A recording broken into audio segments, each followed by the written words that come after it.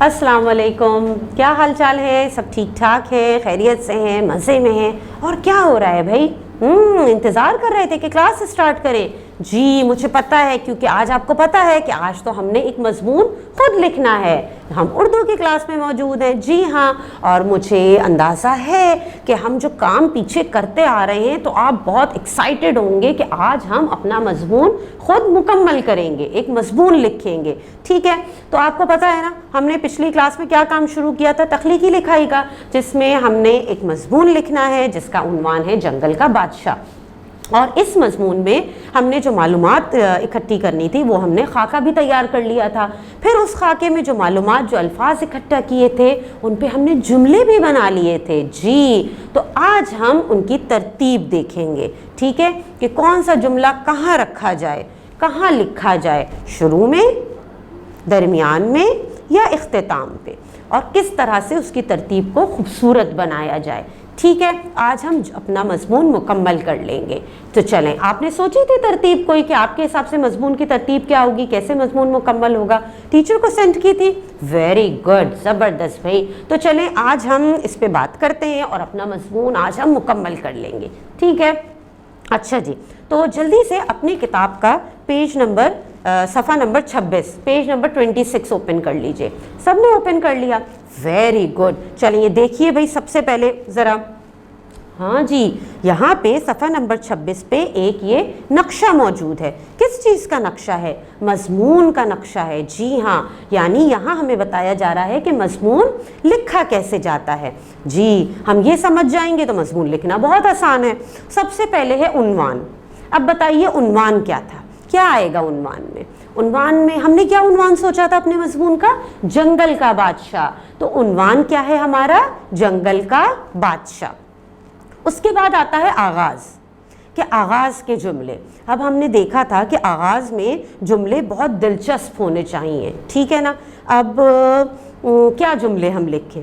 जुमले वही होंगे जो हमने पहले बनाए थे। ठीक है, उन्हीं जुमलों में से हम सोच के आगाज़ के जुमले लिखेंगे। अब मेरे जहन में जो आया कि आगाज़ में कौन से जुमले होने चाहिए, तो मैंने ये सोचा कि भाई आगाज़ में हम ये लिख सकते हैं कि शेर को जंगल का बादशाह या जंगल का राजा भी कहा जाता है।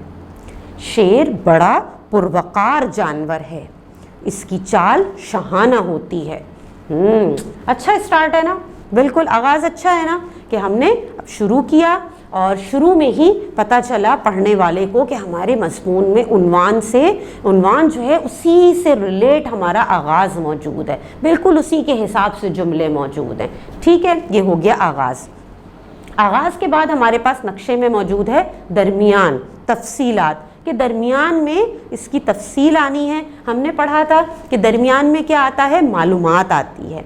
अब उन जुमलों में से दरमियान में जो मुझे लगा कि ये तफसील इसके दरमियान में आनी चाहिए, वो कौन सी थी? जुमले वही हैं जो पहले बनाए थे।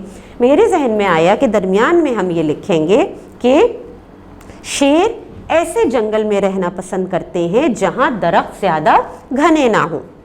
शेर की आंखें बिल्ली की तरह रात में चमकती हैं, इसके दांत बहुत तेज होते हैं। शेर की लंबाई नाक से लेकर दुम तक तकरीबन 275 या 275 मीटर होती है। शेर गोश्तखोर जानवर है।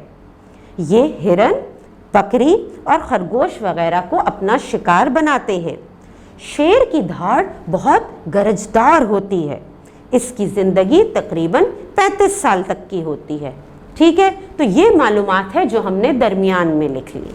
अच्छा जी, उसके बाद हमारे पास नक्शे में आखिर में मौजूद है इख्तिताम, कि अब इख्तितामी जुमले चाहिए हमें, एंडिंग सेंटेंसेस चाहिए कुछ। तो हमने उन जुमलों को देखा, फिर मुझे लगा कि इस पूरे जुमलों में से ये जुमले अच्छे हैं, इस पे हम ख़त्म करते हैं। वो कौन से जुमले थे इख्तिताम के? वो मैंने लिखा कि शेर की नस्ल और तादाद में वाज़े कमी महसूस की गई है। अगर ये ऐसे ही मरते गए तो किसी किताब में लिखा होगा कि कभी दुनिया में शेर हुआ करते थे।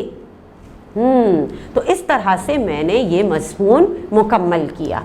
ठीक है, मैंने क्या किया भाई کہ ہم نے جملے تو بنائے تھے پہلے، ان جملوں کو سامنے رکھ کے میں نے کچھ جملے پہلے عنوان سوچا، عنوان لکھا، پھر آغاز کے جملے لکھے، اس کے بعد پھر درمیان کے جملے لکھے، پھر اختتام کے جملے لکھے، اور اس طرح سے جب میں نے اپنے پورے مضمون کو ترتیب میں پڑھا تو ایک بہترین مضمون میرے پاس تیار ہو گیا تھا. ٹھیک ہے نا. آپ نے پتہ ہے کام کیسے کرنا ہے؟ آپ نے اپنی کاپی میں اس مضمون کو پورا لکھنا ہے.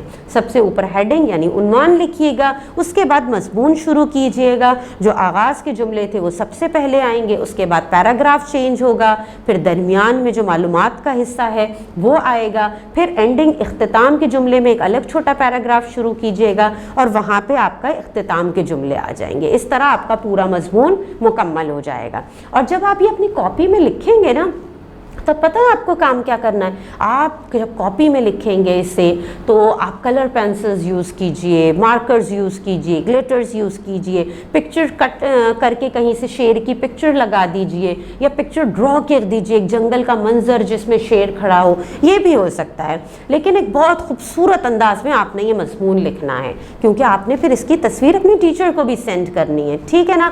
تو آپ کو سمجھ میں آ گیا مضمون کیسے لکھنا ہے. اور آج ہم نے اپنی تخلیقی لکھائی کی مشق مکمل کر لی، یعنی مضمون لکھ لیا مکمل ہم نے. چلے میں ایک دفعہ آپ کو یہ پورا مضمون پڑھ کے سنا دیتی ہوں. ٹھیک ہے. اچھا جی، مضمون ہے ہمارا، عنوان ہے جنگل کا بادشاہ. شیر کو جنگل کا بادشاہ یا جنگل کا راجا بھی کہا جاتا ہے. شیر بڑا پروقار جانور ہے، اس کی چال شاہانہ ہوتی ہے. شیر ایسے جنگل میں رہنا پسند کرتے ہیں جہاں درخت زیادہ گھنے نہ ہوں. شیر کی آنکھیں بلی کی طرح رات میں چمکتی ہیں. اس کے دانت بہت تیز ہوتے ہیں. شیر کی لمبائی ناک سے لے کے دم تک تقریباً 275 یا 275 میٹر ہوتی ہے. شیر گوشت خور جانور ہے. یہ ہرن، بکری اور خرگوش وغیرہ کو اپنا شکار بناتا ہے. شیر کی دھاڑ بہت گرجدار ہوتی ہے. اس کی زندگی تقریباً 35 سال تک کی ہوتی ہے. شیر کی نسل اور تعداد میں واضح کمی محسوس کی گئی ہے، اور اگر یہ ایسے ہی مرتے گئے تو کسی کتاب میں لکھا ہوگا کہ کبھی دنیا میں شیر ہوا کرتے تھے. تو دیکھا کتنا بہترین مضمون ہم نے مکمل کر لیا. اچھا، ایک کام اور ہو سکتا ہے، وہ پتہ ہے کیا؟ وہ یہ کہ آپ کے ذہن میں آپ نے بھی تو ہو سکتا ہے نا کچھ جملے لکھے ہوں گے، کچھ معلومات اکٹھی کی ہوگی. تو یہ بالکل ہو سکتا ہے کہ آپ نے جو معلومات اکٹھی کی ہے، آپ کے پاس جو جملے ہیں، آپ انہیں اس مضمون میں شامل کر لیں، یعنی ایڈ کر لیں. ٹھیک ہے.